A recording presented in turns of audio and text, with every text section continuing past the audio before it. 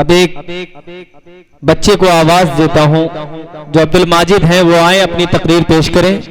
عبد الماجد صاحب۔ وعلیکم السلام ورحمۃ اللہ۔ نحمده ونصلي على رسوله الكريم أما بعد فاعوذ بالله من الشيطان الرجيم بچے خاموش ہو جائیں۔ بسم الله الرحمن الرحيم انما يخشى الله من عباده العلماء۔ محترم صدر صاحب اور سامعین کرام، قرآن مجید اور احادیث مبارکہ سے بالکل واضح ہے کہ اس دنیا میں انبیاء صحابہ کے بعد اللہ تبارک و تعالی سے سب سے زیادہ ڈرنے والے اہل اللہ ہیں، علماء اور صلحاء ہیں۔ اللہ کی عظمت کا، اس کی کتاب کا، رسول کی رسالت کا اور دین اسلام حقانیت کا علم رکھنے والے علماء ہیں۔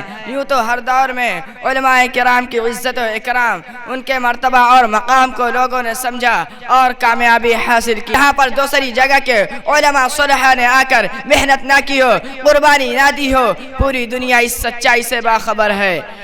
یہی علماء کرام ہمیں بتاتے ہیں کہ والدین کے حقوق کیا ہیں، یہی علماء ہمیں بتاتے ہیں کہ زندگی کیسے گزارنی ہے، یہی علماء بتاتے ہیں کہ حرام کیا ہے، حلال کیا ہے، یہی علماء بتاتے ہیں کون سا راستہ صحیح ہے، کون سا راستہ غلط ہے، یہی علماء بتاتے ہیں کامیابی کہاں ہے، کیسے ملے گی، ترقی کیسے حاصل ہوگی، ترقی کیسے حاصل ہوگی، یہی علماء بتاتے ہیں کامیابی کہاں ہے، کیسے ملے گی، ترقی کیسے حاصل ہوگی، دنیا اور آخرت میں اللہ کی رضا کیسے نصیب ہوگی، امن و امان، سکون، راحت، شجاعت، ہمدردی کیسے نصیب ہوگی۔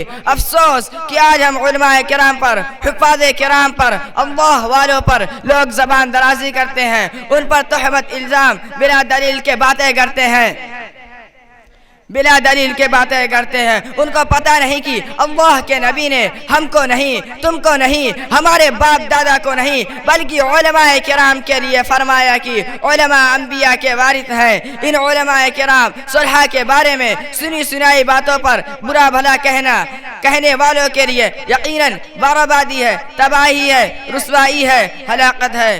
اللہ تعالی ہم سب کو علماء کرام، صلحاء و حفاظ کرام، دیگر دین کی خدمت کرنے والے کی قدر کرنے کی، خدمت کرنے کی توفیق عطا فرمائے، آمین۔ وما علینا الا البلاغ۔ ماشاءاللہ، بہت ہی عمدہ تقریر کی جناب عبد الماجد صاحب۔